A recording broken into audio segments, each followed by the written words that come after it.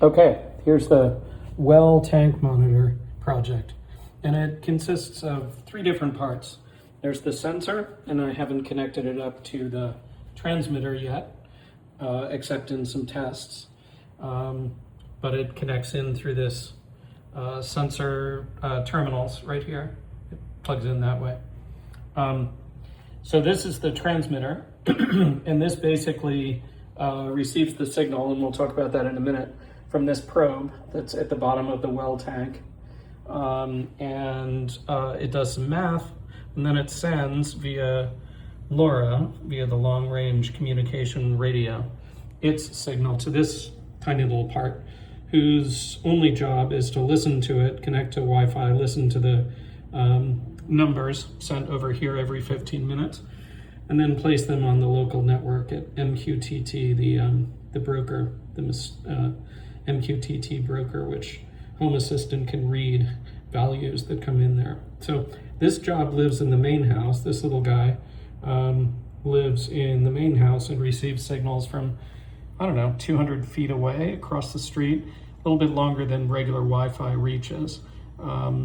We share a well house with a neighbor, and the problem I'm trying to solve is the house is on a well system, and occasionally when irrigation season happens, irrigation consumes all of the reserve tank water, which is not good. So knowing what the fill level is in the well tank is really useful.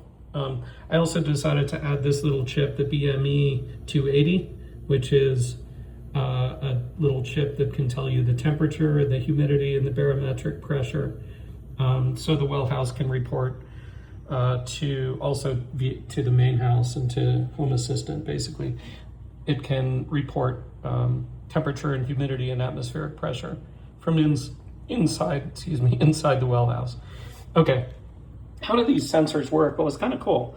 It's basically measuring the atmospheric difference between this probe that sits at the bottom of the well tank and the atmosphere. And if you look at this cable right here, this probe is about $28, $30 or something. Anyway, if you look at this guy, it's got a little pipe, a little straw, and that needs to be open and clear, because all this thing does is it measures the pressure differential between what it feels with all the weight on top of it, weight of the water on top of it, and the clear open atmospheric pressure. And the circuit in here basically pushes against that resistor, pushes 24 volts, which is what this guy needs, up against the resistor, which then sort of goes to this analog to digital converter, and it comes in at port A0. And then this guy's reporting the A0 value, basically. So right now it shows 0 gallons. I've got to calibrate this, but I tried this actually in my bathtub. I've got another video I'll probably share. And it does seem to vary, just as you would expect. You get more voltage, more voltage the deeper the probe is, basically. And it goes to 0 when it's empty. And you can see all my labeling because I'm a dad and I have a label maker, so you got to do that. And that's really it. Then once you get the actual info, then you can do all kinds of useful things like pause the irrigation when the well reserve tank is below a certain threshold. And you can track it over time, and you can do a bunch of other things. But that's the project.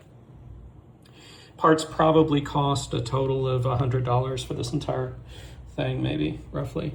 These little ESP32 boards are super cheap. Actually, probably more like $150 total.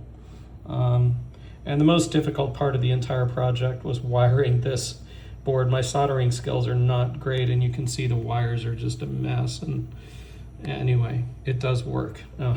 So there you go.